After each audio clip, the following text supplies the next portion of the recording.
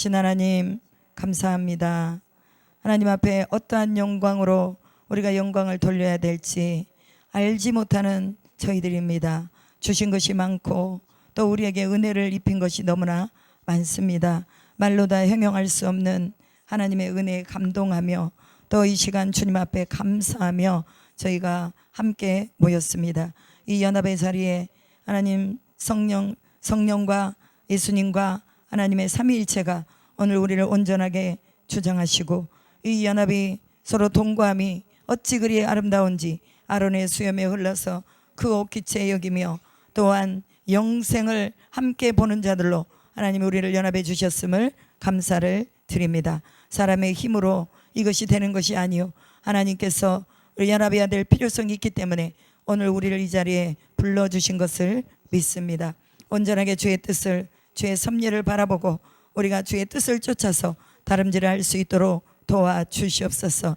우리의 다름질의 방향이 어디인지 분명하게 목적을 놓고 갈 수 있도록 도와주시고 이 땅이 우리의 소망이 아니요 하나님 나라가 우리의 집이요 우리의 소망인 것을 믿습니다. 성령님 오늘도 우리로 하나님의 나라를 보게 하시고 주의 의를 구하는 존귀한 시간 되며 또 우리의 기도와 간구와 소원이 주님 앞에 온전하게 올려드리는 시간 되게 하옵소서. 또한 우리가 영의 눈을 열어서 하나님 이곳에 계신 것과 천군 천사들이 우리를 호위하는 것과 주의 말씀이 들려지는 것이 들리게 하여 주시옵소서. 여호와의 일곱 눈이 여호와의 일곱 영이 오늘 이곳을 주목하고 있다는 것을 기억하게 하여 주시옵소서. 그렇게 하신 줄 믿고 감사드리며 우리 구주 예수 그리스도의 이름으로 기도드리옵나이다. 아멘. 하나님 말씀 여호수아 15장입니다. 여호수아 15장입니다. 제가 여기 이 성읍들을 세어보니까요. 전체 성읍이 112개의 성읍이었습니다. 우리가 지금 112개의 성읍을 지금 읽은 거예요. 제대로 발음도 제대로 안 되는데 이걸 막 꼬여져 가지고 한국 이름 이순자 그럼 얼마나 좋아. 읽기도 좋고 안정순 얼마나 좋아, 그죠? 근데 너무 이 이름 자체들이 너무 어려워요. 바알라, 그 다음에 르바옷, 실힘, 아인, 림몬, 우리가 잘 부르지 않는 그런 이름들인데 어렵긴 하지만 그러나 우리는 이 안에서 영적인 의미를 발견할 수가 있습니다. 유다 자손에게 가장 많은 성읍이 할당되는 것을 볼 수가 있습니다. 이 성읍도 유다 자손이 제비를 뽑았어요. 제비를 뽑아가지고 이 성읍을 너희 줄게. 그러면 성읍을 준다고 하는 것은 너희가 그곳을 점령해야 된다 하는 그런 전쟁이 포함이 되어 있습니다. 하나님이 우리에게 야 너에게 내가 뭘 줄게 라고 약속을 했어요. 그러면은 그것을 주기까지 우리는 가만히 들어누워서 잠만 자고 먹고만 다니고 어디 놀러만 다니고 그래야 될까요? 아니죠. 하나님이 주신다고 약속을 했으면 야 너 1등 만들어 줄게 그랬으면은 공부를 열심히 해서 1등이 되도록 그렇게 기도하면서 하나님 또 내게 지혜를 주십시오 하고 기도하면서 잊어버리지 않게 해주십시오 하고 기도하면서 또 공부를 해야 되겠죠. 그러면 하나님의 약속이 성취가 되는 거예요. 하나님은 우리에게 32,560가지를 딱 언약으로 약속을 해놓고 있는데 실상 우리가 받아 누리는 복은 그렇게 많지 않다는 것이 참으로 아쉽습니다. 저도 저를 봐도 그렇고 이제 주변에 이렇게 사람들을 보면은 천국에 대한 하나님이 하늘을 열어놓고 우리에게 주기를 원하는 것이 그렇게도 많음에도 불구하고 별로 감동을 못 받는다는 거예요. 왜 그럴까요? 이것은 믿음의 눈으로만 봐야 알 수 있는 거예요. 믿음의 눈으로 보면 내가 취할 것이 너무나 많구나. 내 짜투리 시간마저도 그 시간을 허비하지 말아야 되겠구나 하는 이런 마음들이 오는 거예요. 여러분 오늘 우리가 하나님이 우리에게 구원을 약속해 주셨고 우리는 이제 구원받은 성도들로 살아가고 있습니다. 구원은 하나님의 선물이에요. 그냥 우리에게 너에게 줄게 하고 하나님이 물에 빠져 있는 사람을 아무나 자기가 원하는 대로 그냥 건지는 것과 똑같아요. 수많은 사람 수십억 명이 물에 빠져 있는데 하나님의 손은 딱 정해서 그냥 뽑는 거예요. 딱 정해서 뽑는 거예요. 뽑힌 것이 바로 우리가 된 거죠. 그런데 그 뽑힌 것도 그냥 어쩌다가 뽑힌 게 아니야. 우리 어머니의 뱃속에서부터 하나님은 이미 우리가 조성되기도 전부터 우리를 하나님의 백성으로 딱 해놓고, 그리고 계속해서 견인해 나가시면서 어느 한 순간에 내가 하나님 앞에 꼭 뽑혀져야 될 그 시간에 하나님 우리를 뽑아서 계속해서 훈련해 나가시는 것을 볼 수가 있습니다. 이게 뭐냐면 애굽에서 이스라엘 백성들이 나와서 광야의 여정 40년 지나는 동안 순종하는가 안 하는가 보자. 그리고 또한 그 40년의 훈련 속에서 가나안 땅에 들어가면 이방신들도 많고, 그리고 또 여러 많이 우상을 숭배하는 것들을 많이 볼 건데, 이 40년 동안 하나님의 살아계심을 체험하지 못하면 결코 가나안 땅에 들어가서 그들의 신앙을 지킬 수 없기 때문에 하나님이 40년의 기간 동안에 훈련을 시킨 것입니다. 여러분, 오늘 우리는요 좀 시험이 좀 빨리 통과되고 빨리 끝나기를 원하십니까? 아멘. 그러면 우리가 빨리 순종을 잘해야 돼요. 그리고 전적으로 우리가 하나님을 신뢰해야 돼요. 우리 하나님은 회전하는 그림자도 없이 우리 가운데서 일하신다는 것을 믿어야 됩니다. 왜 유다가 그들의 많은 형제 중에서 제비를 뽑아서 가장 가나안에서 중심의 땅을 차지했느냐? 그 중심의 땅에 오늘날의 그 예루살렘, 이 예루살렘이 바로 유다 지파에 속한 땅입니다. 그래서 이 유다 지파는 하나님 앞에서 큰 복을 받았고, 그 다음에 그 민족의 중심부에 서 있는 것을 볼 수가 있습니다. 왜 유다가 이런 복을 받았겠어요? 그것은 그만한 이유가 있었겠죠. 여러분, 유다도 많이 실수한 사람입니다. 그리고 유다의 인생에도 상처가 많은 사람이에요. 자식이 부모보다 먼저 간다는 것은 얼마나 큰 상처입니까? 그런데 이 두 아들이 다 커가지고 장성해가지고 아버지 먼저 가버린 거예요. 하나는 불순종해서 갔고, 하나는 무슨 이유인 줄은 모르겠지만 하여튼 먼저 갔고, 그렇게 해서 자기 마음이 너무 고달프고 힘이 들어서 친구 집에 그 양털 깎으러 가다가 거기에 창녀를 만나가지고 하루 저녁 그냥 엔조이를 한 거예요. 그랬는데 창녀라고 생각했던 그 여자가 누구였어요? 자기 며느리 유다였어요. 응? 다말이었어요. 다말. 그래서 이 사실을 알고 이 유다가 내가 생각을 잘못했구나. 내가 내 아들 이 세라를 줘야 되는데 안 줬더니 지금 이 지경이 났구나. 그러면서 통회하면서 하나님 앞에 자복하면서 다시는 자기 며느리와 잠자리를 하지 않았다. 이렇게 성경은 기록하고 있습니다. 어떻게 보면 믿음 있는 사람, 하나님의 사람, 우리가 생각하기에 그래도 어찌됐건 아버지 밑에서 신앙의 유산으로 하나님을 섬기던 사람인데 외로움의 순간, 고난의 순간이 오니까 흔들린 거예요. 흔들린 거. 여러분, 오늘 우리의 목적이 잘못되면요, 우리는 어떤 고통의 순간에 흔들릴 수밖에 없어요. 왜냐하면 무엇을 목적으로 삼고 사느냐에 따라서 그것이 무너지면 그때부터 다 무너지는 거예요. 자식을 목적으로 삼았으면 그 자식이 만약에 먼저 가잖아요. 그러면 이제 무너지는 거야. 하나님도 떠나 다 무너져요.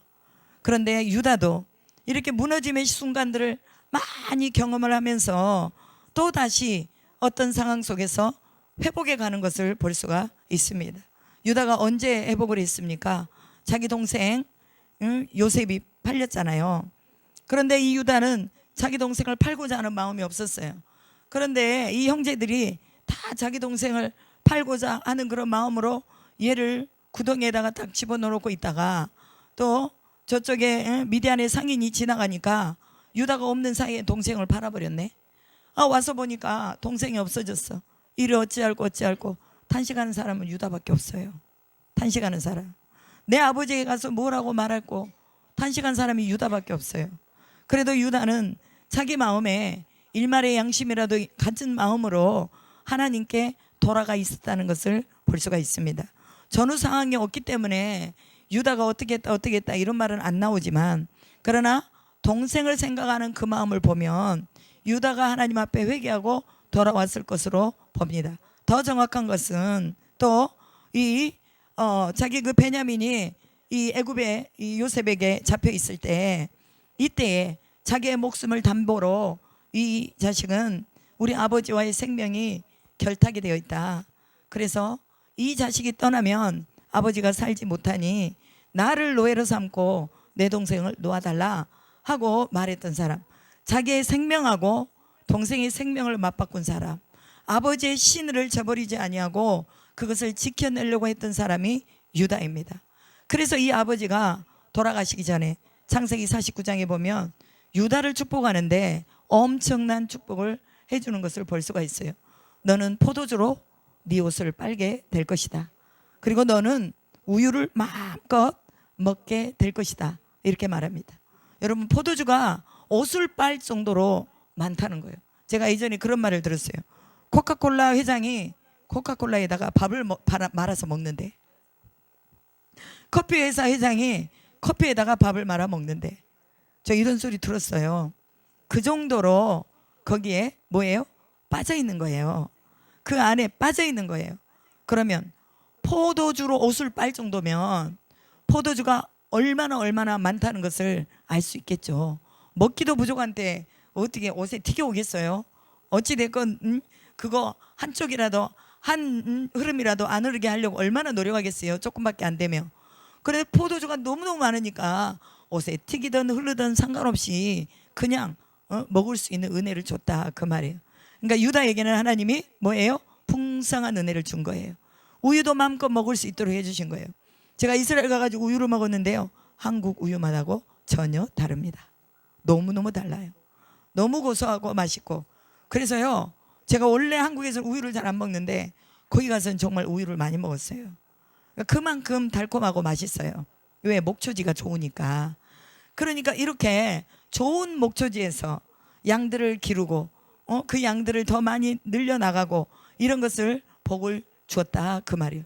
그 아버지가 유다를 그렇게 축복할 정도면은 얼마나 유다가 회심한 후에 얼마나 하나님 앞에 가까이 나아가려고 애를 썼겠느냐, 그 말이에요.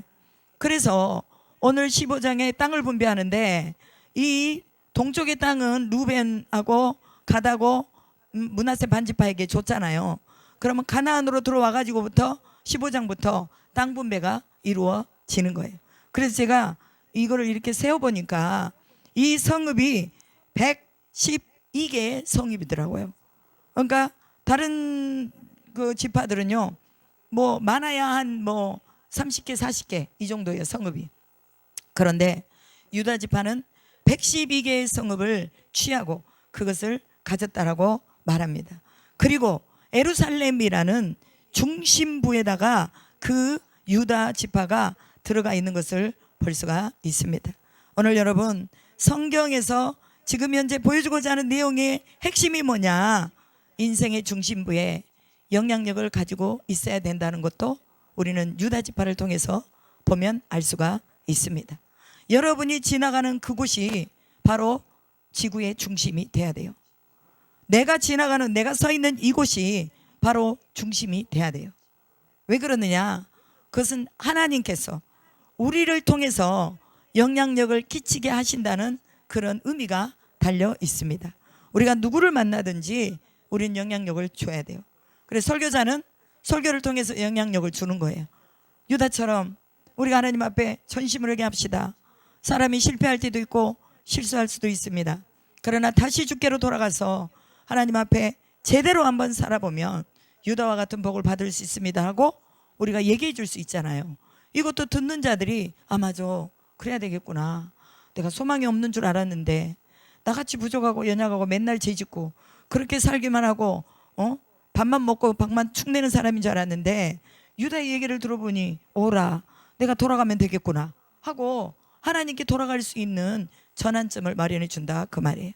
그래, 여러분들이 뭐 어디 가서 자녀들 친구를 만나더라도 친구의 부모를 만나더라도 서로 좋은 영향을 줄 수 있으면서 그 영향권 아래서 살아가면 바로 여러분이 서 있는 그 자리가 바로 하나님이 모든 것을 움직이시는 중심이 된다는 것을 기억하시기 바랍니다. 그래서 여러분이 중심이 되게 해야 되는 거예요. 여러분의 입에 하나님의 생명의 말씀이 있어야 되고 여러분의 가슴에 복음에 대한 신실한 체험이 있어야 되고 하나님에 대한 감동이 있어야 되는 것입니다. 왜 예루살렘을 트럼프가 수도로 정했을까요? 그리고 어디죠? 그 비행기 테라부비가 수도였거든요. 그런데 트럼프는 그 미국의 그 대사관을 예루살렘으로 옮기면서 이제 예루살렘이 수도다 하고 딱 찍어버렸어요. 왜 그랬을까요? 그것은 고대로부터 흘러내려오는 다윗이 왜 헤브론에서 7년 동안 거기서 왕으로 있다가 예루살렘으로 올라가서 13년을 예루살렘에서 왕이 된 것을 보면 거기가 바로 중심지였기 때문입니다. 오늘 우리도요, 하나님 앞에 구할 때 어디 짜투기 아니면 저 멀리 있는 것을 구하지 말고 내 인생에, 내 삶 속에, 우리 교회 위해서, 또한 우리 가정 위해서 내가 중심부가 되게 해달라고 기도해야 될 줄로 믿습니다. 예루살렘은 하나님 나라의 도성을 상징합니다. 그래서 예루살렘이 너무나 중요한 중심의 요지가 된 것입니다. 그리고 예루살렘은 그 고지대의 천연의 요새를 가지고 있습니다. 그래서 종교나 정치나 사회나 문화의 중심이 바로 예루살렘이었어요. 그리고 예수님이 승천한 곳도, 예수님이 태어난 곳도, 예수님이 승천한 곳도 다 예루살렘 안에서 이루어진 일입니다. 그래서 중심부에서 뭔가 상황과 사건들이 만들어지는 것을 볼 수가 있습니다. 오늘 우리는 우리의 인생에, 우리의 삶에 하나님 내가 중심이 되게 해달라고 기도해야 될 줄로 믿습니다. 그리고 우리가 핵을 가지고 그 중간에 정말 그 핵심적인 그런 하나님 나라의 중요한 그런 위치에 나를 세워달라고 기도해야 될 줄로 믿습니다. 여러분, 환경이 중요한 건 아니지만 그러나 환경도 너무나 중요해요. 그래서 다윗이 헤브론에서 정치를 하다가 예루살렘으로 옮긴 이유가 다 있겠잖아요. 그래서 여러 상황적으로 봤을 때 진시황이 저 북방의 그 민족들을 다 쳐들어오는 그런 오랑캐들을 가로막기 위해서 뭘 만들었어요? 저기다가 중국에다가 그 뭐요? 갑자기 생각이 안 나네. 만리장성을 쌓잖아요. 에? 왜 저 오랑캐들이 계속 침범해 오니까 넘어오지 말으라고 그걸 싼 거예요. 그렇게 싸는 것처럼 우리도 또한 하나님 안에서 하나님의 환경을 주셨을 때 그 환경 안에서 우리가 제대로 설 수 있도록 뭐예요? 어떤 상황 속에서도 그곳에 빠지지 않도록 뭔가 우리가 방어막을 치고 뭔가 준비해 가면서 중심부에서 하나님 나라를 이루고자 하는 마음을 가져야 된다는 것입니다. 여러분, 영적인 회색지대는 없습니다. 사람들이요, 세상에 어떤 사각지대 이런 말을 하죠. 그래서 사각지대 하면은 돌봄이 필요한데 돌봄을 받지 못하는 그런 지대가 바로 사각지대입니다. 그런데 사람들은요 또 회색지대를 말해요. 그런데 그리스도 안에는 절대로 회색지대가 없습니다. 그 회색지대라는 말은 무슨 말이냐? 이것은 방종과 나태와 불순종과 이게 다 회색지대예요. 우리는 이 회색지대에서 거하면 절대로 안 돼요. 그리고 우리 인생에 영적인 회색지대는 없다라고 우리가 분명하게 결정을 해야 되는 것입니다.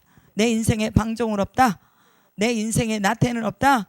내 인생의 나태와 방종은 용납하지 않는다. 이것을 우리가 분명하게 결정을 하고 하나님, 예루살렘을 탈환하겠습니다. 예루살렘을 쟁취하겠습니다 하는 그런 마음으로 살아야 될 줄로 믿습니다. 그러기 위해서 뭐 해야 돼요? 영적인 전투를 할 수 있는 영적인 힘이 있어야 되는 거예요. 여러분, 다윗이 왜 예루살렘으로 올라가서 수도를 정했을까요? 그것은 꼭 그를 따르는 군사들도 그만큼 있었고, 그 다음에 전쟁을 할 수 있는 준비도 그만큼 됐었고, 그 다음에 또한 모든 것들을 다 아우를 수 있는 천연적인 요새가 예루살렘이었기 때문에 그곳으로 간 것입니다. 여러분, 오늘 우리 영적으로도 마찬가지입니다. 우리가 어디에 가야 될 것이냐, 어디에 있어야 될 것이냐, 우리의 인생에 있어서 영적인 전투를 할 수 있도록 무장할 수 있는 곳이 어디냐라고 보니까 목요 치유기도네. 아멘. 여러분 잘 오셨습니다. 이곳에 와서 영적인 무장을 하는 거예요. 여러분, 이곳에 오셔서 하시는 분들 얘기가 그거예요. 기도를 깊이 있게 못 들어갔는데 2시간 정도 기도를 깊이 있게 하다 보니 자신들이 자신의 교회에 가서도 기도할 수 있는 힘이 생겼다, 이렇게 말하는 것을 많이 봤어요. 여기는요, 무장을 하는 곳이에요. 기도로 무장하는 곳. 그 여러분이 혼자 스스로도 기도할 수 있는 그런 영역을 키워내는 것이 바로 영적인 전투의 태세를 갖추는 것이 바로 믿음의 자리, 인내의 자리, 이 자리입니다. 그래서 여러분, 일주일에 한 번이지만 여러분들이 여러분의 모든 시간을 다 들여서라도 이 시간을 가장 소중하게 생각하고 내가 하나님 나라의 중심부로 들어갈 것이다 하는 소망을 가져야 될 줄로 믿습니다. 소망이 없으면요, 아무것도 하기 싫어요. 우리에게 소망이 생겨야 뭐를 하고 싶죠. 그런데 소망이 없으니까 뭘 해야 될지 그냥 이리 가서 시간 때우고 저리 가서 시간 때우고, 누가 오라 그러면 가서 그냥 밥 먹고, 또 어디가 누가 웃는 사람 있네 저기, 응? 그렇게 된다는 소리야. 우리는 목적을 가지고 내가 하나님 나라의 중심부, 주류 사회 안으로 들어가서 하나님의 나라, 하나님의 도성을 이루겠습니다 하는 이런 결단을 가져야 될 줄로 믿습니다. 아멘. 그래서요, 유다 지파는 야곱의 계승자가 될 수 없는 상황임에도 불구하고 네 번째 아들이 계승하는 예는 극히 드물지만, 그러나 이 야곱의 아들 중에 네 번째 이 아들인 이 유다가 그 가문을 잇는 그런 아주 중요한 위치를 차지했습니다. 그리고 우리가 알고 있듯이 이 유다 지파를 통해서 누가 왔어요? 예수님이 오셨다는 거. 그러니까 예수님은 만들어져서 태어난 존재가 아니고 여자의 몸을 빌어서 오신 분입니다. 그래서 뭐 여자가 낳았다 이게 아니라 마리아 태를 빌려서 나온 거예요. 낳은 게 아니라 나온 것입니다. 우리가 분명하게 이 사실을 인지를 하고, 정말 하나님께서 우리에게 주신 이 분깃이 누구를 통해서 흘러갈 것이냐, 이것을 우리가 좀 많이 생각해 봐야 될 줄로 믿습니다. 하나님의 나라에 대한 중심부를 삼하는 자에게 뭘 주셔요? 하나님은 분깃을 주시는 거예요. 여러분이 취해야 될 영적인 분깃을 제대로 잘 챙기시기를 주님의 이름으로 축복합니다. 그리고 땅을 받아도요, 산지도 받고 그 다음에 평지도 받고, 여기 보면은 비옥한 땅도 받고 광야, 유대 광야도 받고 네게브 사막도 받고 또 여러 넓은 땅들을 많이 받았어요. 그러니까 다 필요한 대로 받은 거예요. 평지만 있어도 그것도 또 안 돼. 산지만 있어도 안 돼. 또 사막이 또 없어도 안 돼. 그 다음에 또 비옥한 땅이 또 없어도 안 돼. 모든 것들이 다 적절하게 다 있는 상태가 바로 유다의 땅이었다는 사실이에요. 오늘 우리도 마찬가지입니다. 하나님이 우리에게 뭔가를 주실 때에 하나님, 우리가 그냥 순적하게만 해주세요. 평안하게만 해주세요. 물론 이것이 우리의 기도 제목이잖아요. 그죠? 평안한 삶이 우리의 기도 제목입니다. 마치 이삭의 삶처럼 흉년에도 100배의 결실을 얻을 수 있는 이삭의 삶이 우리가 되게 해주십시오 하고 기도를 하거든요. 그런데 웬걸 하나님은요, 가끔 사막에도 집어넣어놓고 평지에도 집어넣어놓고 유대 광야에도 집어넣어놓고 산지에도 집어넣어놓고. 왜? 이게 바로 유다가 취한 땅이에요. 오늘 우리 인생도 마찬가지입니다. 그러한 인생들이 다 골고루 펼쳐져 있지만 사막에 가도 우리는 살 수 있고, 유대 광야에 가도 살 수 있고, 산지에 올라가도 살 수 있고, 산은 산대로 좋고 사막은 사막대로 좋고 평지는 평지라서 좋고 비옥한 땅은 비옥한 땅이라서 좋고, 이게 다 좋아야 돼요. 아멘. 예수님 믿는 사람들은요, 어디를 가든지 다 좋아야 돼요. 그러니까 우리는 선교지 가서 뭐 냄새 나고 뭐 쓰레기 매립지니까 얼마나 냄새가 많이 나요. 우리 이선희 집사님 오셔가지고 막 아주 그냥 어지러워서 혼났어요. 그 냄새 때문에. 그럼에도 불구하고 뭐예요? 그곳으로 가서도 그냥 거기에 적응해서 하나님이 무엇을 보여주기를 원하는가, 그걸 보고 또 아버지의 마음을 담고 오는 거예요. 하나님 그 기간 속에서 하나님 나를 거기에 돌리신다면 내가 분명하게 하나님 앞에 감사하면서 내가 내 중심에 하나님의 도성을 이루겠습니다 하는 그런 인내의 마음으로 그걸 다 감수해 내는 거예요. 여러분, 오늘 우리는 영적인 지도자들입니다. 여기 어느 누구 하나 영적인 지도자가 없는 분이 없어요. 다 하나님이 불러내어서 영적인 지도자로 세우셨습니다. 그래서 여러분들이 중심에서 영향력을 발휘할 수 있는 그런 믿음을 가져야 된다는 거예요. 유다처럼. 그래서 하나님이 땅도 주시고 여러 가지 많은 것을 주시도록 우리가 그렇게 세워져야 됩니다. 여러분, 우리가 믿음의 절대성을 가진 사람 할 때는요, 아브라함을 손꼽습니다. 왜 그에게 믿음의 절대성이 보여집니까? 그것은 바로 그의 독자 이삭까지도 하나님 앞에 드렸기 때문에. 그의 믿음의 절대성의 결과가 뭐냐? 내 후손이 내 대적의 성문을 취할 것이다. 이게 믿음의 결과예요. 여러분, 오늘 우리의 삶의 모습이 다음 우리의 인생의 결과라는 것을 분명하게 인식하시기 바랍니다.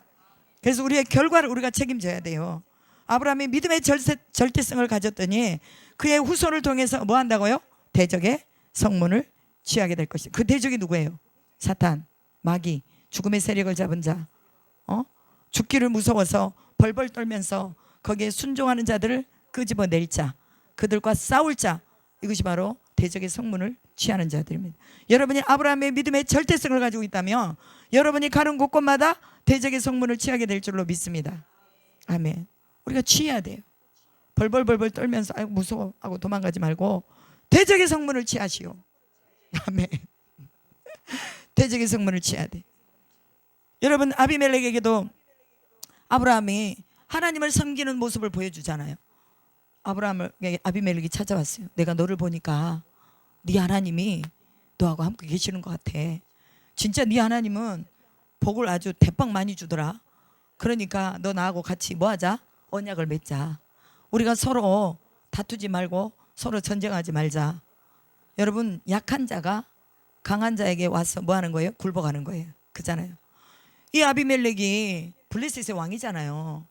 그런데 이 왕이 와가지고 아브라함한테 예전에는 내가 조그만 땅 귀퉁이 하나 내주고 너 거기서 살아라고 했더니 아유 막 번성해가지고 이 블레셋보다 더 많은 강력한 힘을 가진 거예요. 물질적으로도 그러고 집에서 길리운 자들도 보니까 아유 다들 그냥 군사야. 그냥 일반적인 종들이 아니라 다 군사예요. 아브라함은요 이 시대적으로 다 보고 이것을 다 준비해 갔어요. 그래서 연합군하고 싸울 때 아브라함이 318명을 데리고 연합군이 그 몇 개의 연합군, 4개의 연합군인가? 그 연합군하고 북쪽으로 올라가서 싸워서 이겨서 전리품을 가지고 내려오잖아요. 여러분, 오늘 우리가요 살아가는 모든 순간 속에서 그냥 사는 게 아니라 우리는 언제든지 영적인 전투를 할 수 있는 자세와 이 마음을 가지고 살아야 되는 거예요. 그냥 널브러져서 살지 말고 분명한 목적. 내가 1시간 기도하겠다, 2시간 기도하겠다, 3시간 기도하겠다. 분명한 목적을 가지고 우리가 기도로 나가면 하나님이 이기게 해주시고 승리하게 하십니다. 그리고 요셉을 보니까 요셉도 또한 보디발의 집에 있으면서 보디발이 가만히 보니까 네 하나님이 너와 함께한 것이 보여진다 이렇게 말해줬어요. 또 감옥에 가서 이리 보니까 감옥의 간수들도 저는 보통 놈이 아니네 그러면서 그에게 모든 재반의 상황을 다 맡깁니다. 그리고 그곳에서 하나님이 보낸 또 사람들을 만나게 하시고 그가 국무총리가 될 수 있는 길을 열어주시는 것을 볼 수 있잖아요. 그리고 중요한 요지가 뭐냐? 요셉이 하나님과 함께 하심으로 그가 형통하였더라. 아멘. 형통의 의미가 무엇입니까? 감옥에 안 가는 게 형통이 아니라 감옥에 간 게 형통이었어요. 그럼 오늘 우리도 사막에 없는 것이 형통이 아니라 지금 사막 가운데 있는 것이 형통인 것을 믿으시기 바랍니다. 하나님이 함께 하심으로. 그래서요 그 가운데서 하나님이 우리를 빼어내시는 거예요. 빼어내셔서 엑기스만 뽑아내시는 거예요. 불필요한 것은 다 잘라버리시는 거예요. 그리고 오직 생명만을 붙잡을 수 있도록 하나님 나라의 중심부에 설 수 있도록 하나님이 훈련하신다는 것을 기억하시기 바랍니다. 여러분, 유다는요 한번 회개하고 그냥 마른 게 아니에요. 자신의 잘못을 진정으로 회개하고 그때부터는 뭐냐? 믿음의 절대성을 가지기 위해서 하나님 앞에 예배하고 지속적인 어떤 영적인 부분을 채우기 위해서 힘쓰고 애썼던 것을 우리는 또 야곱이 축복하는 그 내용을 통해서 볼 수가 있습니다. 중간중간은 다 끊어져 버리고 없어요. 그러나 야곱이 왜 그 아들을 축복했는가를 보면 야곱이 가지고 있었던 영성을 유다가 가장 적합하게 가지고 있었다는 것도 우리는 볼 수가 있습니다. 여러분, 후계자를 세울 때 누구를 세워요? 그래도 이 영적인 맥을 이어갈 수 있고 교회를 이끌어갈 수 있는 사람에게 후계자로 맡기잖아요. 그러면 유다를 그렇게 축복한 것, 그 다음에 유다의 홀이 떠나지 않을 것이다. 왕권이 떠나지 않을 것이다. 그렇게 축복한 것은 그 야곱의 그 파란만장했던 그런 영성을 유다가 가지고 있었다고 우리는 보는 것입니다. 그래서 여러분, 오늘 우리가 예수 그리스도에 대한 이 변함없는 믿음의 절대성, 온전한 지속성을 가지고 우리가 하나님 앞에 세워져 있으면 우리 안에서 그러한 하나님의 함께 하시는 영향력이 나타나게 될 줄로 믿습니다. 그런데 또 애석하게도 여기 보면은요, 마지막 절에 예루살렘 주민 여부수 족속을 유다 족속 자손이 쫓아내지 못하였으므로 여부수 족속이 오늘까지 유다 자손과 함께 예루살렘에 거주하니라 라고 말합니다. 어떻게 보면 다 몰아내고 다 쫓아내야 되는데 여부수 족속은 쫓아내지 못했던 거예요. 그러면 또 한편으로 봐서는 뭐예요? 끝까지 지속성을 가지고 하나님의 뜻을 이루고자 했던 끈기가 부족했다는 것도 여기서 보면 알 수가 있겠죠. 그리고 유다 족속이 예루살렘 안에서 온전하게 다 같이 거주를 해야 되는데 거기에 주둔하지 않고 있었다는 것도 우리는 또 그것이 하나의 실패의 원인이었구나, 이것도 알 수가 있어요. 여러분, 사람들이 아파트를 사잖아요. 그러면 예전에는 아파트를 막 세 채, 네 채, 다섯 채 사죠. 그러면 서울에도 사고 뭐 부산에도 사고 어디서 사고 좋다는 목숨 다 사놓는데 이 사람이 다 돌아다니면서 살아요? 아니잖아요. 한 군데서 살아. 자기가 제일로 편안한 곳에서 살거든요. 그리고 나머지는 다 뭐 해줘요? 전세를 주거나 월세를 주거나 다 준단 말이에요. 자기가 살지를 않아. 거주를 거기서 안 하죠. 거주지는 딱 한 군데밖에 없어요. 그러면 유다 자손들의 실패가 뭐냐? 그 땅을 점령을 했으면 그 속에 들어가서 살아야 되는데 그 속에 들어가지 않고 그냥 점령만 해놓고 사는 거는 다른 데서 거주지에서 살았다라는 것도 학자들이 얘기를 하고 있습니다. 여러분, 오늘 영적인 지속성은요, 내가 거기에서 살아야 되는 거예요. 거기에 내가 있어야 되는 거예요. 거기에 내가 숨쉬고 있고 그 공간 안에서 뭔가 활동하고 있어야 영적인 지속성이 일어난다는 거예요. 저도 제 아들하고 떨어져 살잖아요. 아들은 독일에 살고 저는 여기 사니까 걔가 신앙생활을 한다고 하지만 영적인 부분이 조금 나고 많이 조금 달라져 있어요. 예전에 우리가 같이 있을 때는 같이 한 영으로 갔는데 이제는 조금 다른 영으로 조금 갔더라고. 그래서 무슨 말하면 에이 엄마 그건 옛날 얘기예요 뭐 이래. 그래서 내가 이놈아 이 녀석아, 하나님 앞에 믿음을 가지고 있는 건 어제나 오늘이나 동일한 거야. 변함이 없어야 돼. 어디 주일날 일을 하고 그래. 주일날 이제 알바한다고 와가지고 지는 인터넷 예배 드리고 그러고 이제 일하러 가는 거예요. 그거 아니요. 그거 빨리 정리해야 된다. 이것도 욕심이다. 그랬더니 아우 요즘 세대가 다 그러는데 엄마 모르시네. 뭐 이러는 거예요. 그래서 하나님의 나를 타협하면 안 된다. 네가 아무리 지금 현재 이것을 잡지 못하면 앞으로 더 많은 어떤 인컴이 오고 더 많은 저기가 올 때 너 이거 이겨내지 못한다. 그러니까 분명하게 주일은 지키면서 알바를 하도록 해라. 그랬더니 아유 그냥 한 두세 번 하는 거예요. 맨날 하는 것도 아닌데 꼭 마치 바로가 얘기하는 것처럼 그렇게 얘기하는 거야. 멀리 가지 말아라. 애들은 놔두고 가라. 그리고 금방 갔다 돌아와라. 똑같아 다. 어떻게 보면 우리도 이렇게 타협하고자 하는 우리의 나름대로의 우리의 마음들이 있더라 그 말이에요. 오늘 우리는 분명하게 하나님 앞에서 영향력과 영적인 지속력을 가지고 내가 거기에 거점으로 점령할 수 있는 그런 어떤 믿음의 신뢰성과 하나님 앞에 믿음의 절대성을 가지고 나아갈 수 있기를 주님의 이름으로 축복합니다. 그리고 이제 여기서 또 이제 중요한 인물이 나와요. 갈렙이 나오죠. 갈렙이 나오는데 여기에서 주인공은 갈렙이 아니라 그 갈렙의 딸 악사. 거꾸로 하면 사악이야 사악. 좀 이름은 안 좋지만 어찌됐건 악사예요. 근데 악사인데 이제 이 악사를 주기 위해서 뭐를 합니까?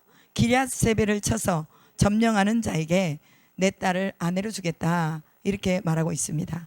사사기에 보면은요, 나를 제일 처음으로 맞으러 나온 사람에게 내 딸을 주겠다 했던 사람이 있어요. 그게 10장인가 나와요. 사사기 10장인가. 그런데 그 집 딸이, 장군의 딸이, 사사의 딸이 아버지를 제일 먼저 맞으러 나오잖아요.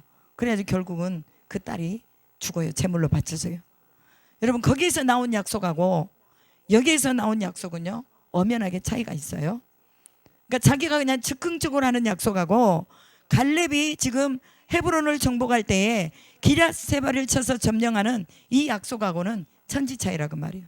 그러면 갈렙은 기럇세바를 칠 때에 무엇을 보기를 원했느냐? 이방인의 땅을 치고 나갈 때에 진정으로 여호와를 경외하는 신앙이 있느냐? 이걸 본 거예요.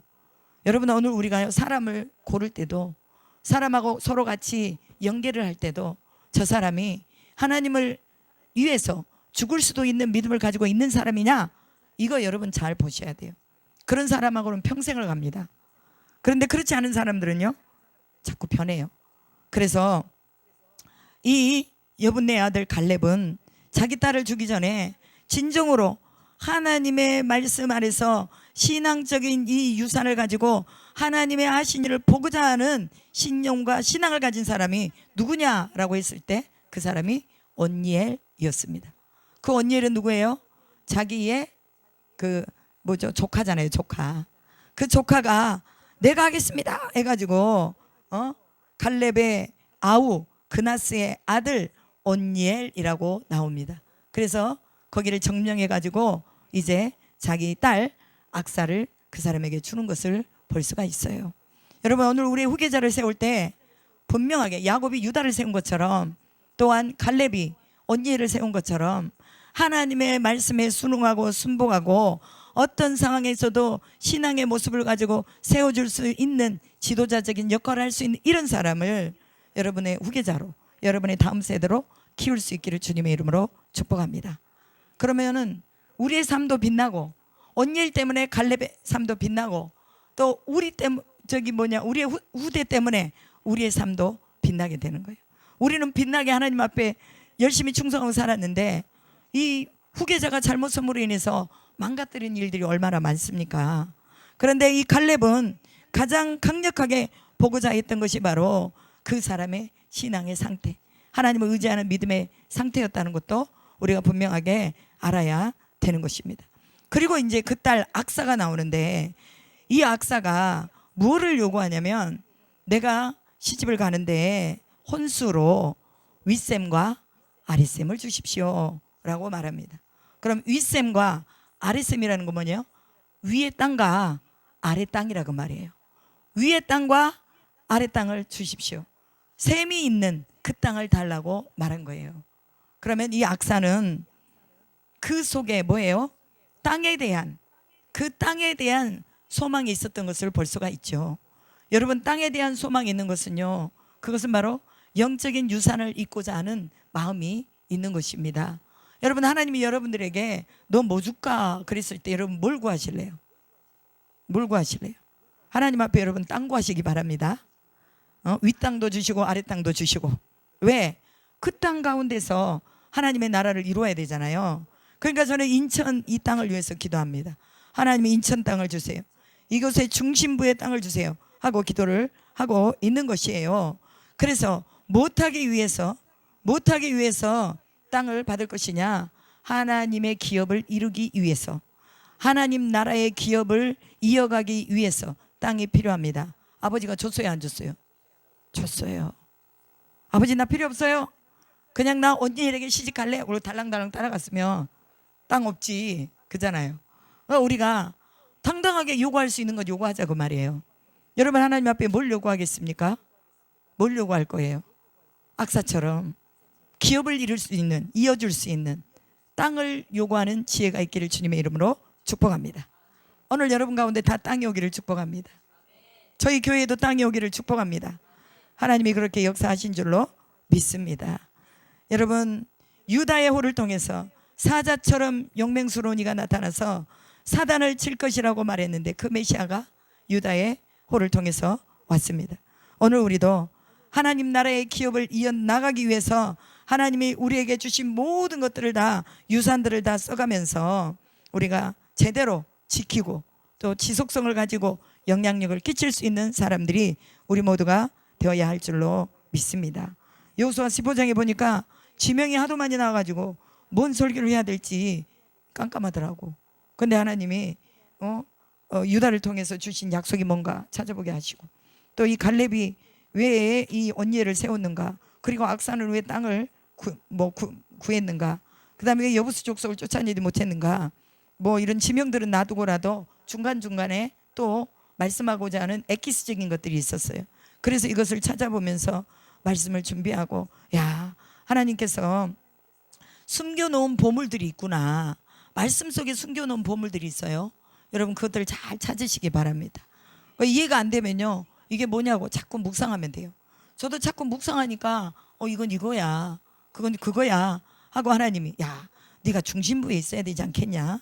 여러분, 우리는 모든 생의 삶의 중심부에 서 있기를 주님의 이름으로 축복합니다.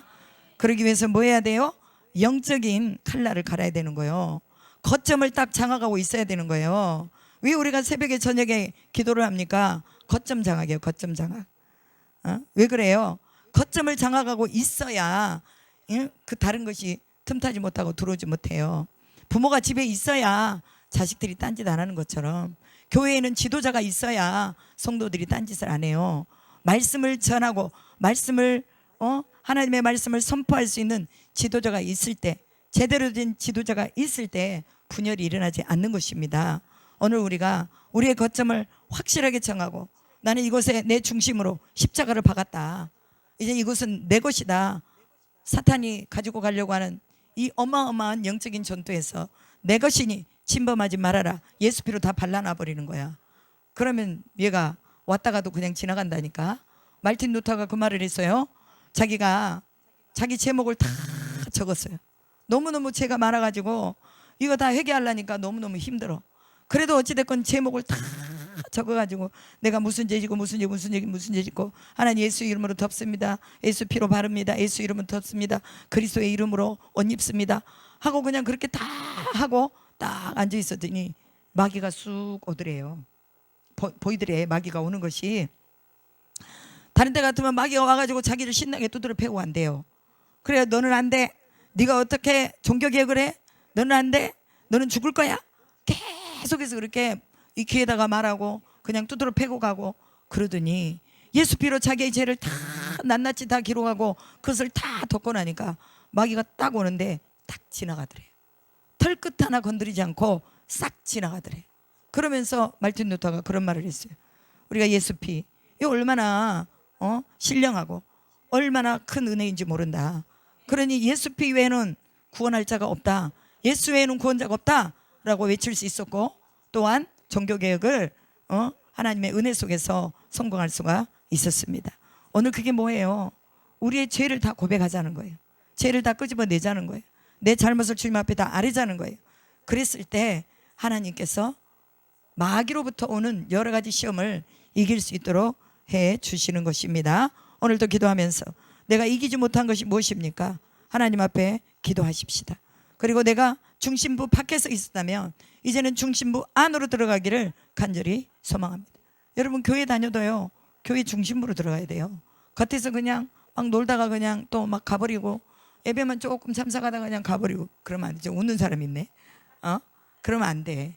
그러면은 힘이 없어요. 힘이. 우리는 어디에서든지 우리가 중심이 되어서 뭔가를 이루나. 그러니까 자기가 중심이 되라는 말이 자기가 하라는 말이 아니라 영적인 힘을 가지라 그 말이에요. 내가 한마디로 해도 그 말을 들어줄 수 있는 영적인 힘이 있어야 돼요. 아무리 말해도 씨알도 안 먹히는 그런 사람들은요, 영적인 힘이 없는 거예요. 그러니까 우리는 영적인 힘을 길러야 되고, 그러기 위해서는 중심부에 세워져야 된다는 거. 그리고 하나님이 또 악사에게 주었던 것처럼 그렇게 우리에게도 소망과 비전을 가지고 유업을 이어줄 수 있는 이런 또 땅을 우리에게 주시도록, 하나님 앞에 요구할 거 있으면 당당하게 요구할 수 있는 자의 자세로 갈 수 있도록 우리가 그렇게 세워질 수 있기를 주님의 이름으로 축복합니다. 아멘. 이 시간에 우리 다 같이 주여 삼창하시고 기도하십시다. 하나님의 영으로 일곱 영으로 우리를 덮어주시고, 하나님의 일곱 눈이 우리를 보고 계시고 우리를 듣고 계시고 또 우리에게 귀를 기울이시고, 하나님의 얼굴이 우리를 향해서 들고 또 우리를 보고 계신다는 것을 기억하면서 오늘 이 시간에 우리 교회들을 위해서, 특별히 조국 대한민국의 교회들을 위해서 기도하고, 또한 이 나라의 민족을 위해서 기도하고, 또 우리나라가 온전한 하나님의 나라를 하나님 앞에 순복하는 나라가 되도록 기도하고, 또 우리 자신들이 중심부에 들어갈 수 있도록 기도하고 하나님 우리에게 또한 인권, 영권, 물권, 하늘의 재정, 하늘의 초자연적인 재정을 부으셔서 하나님 나라를 잘 이루도록 해달라고 이 시간 다 같이 주여 삼창하시고 기도하겠습니다.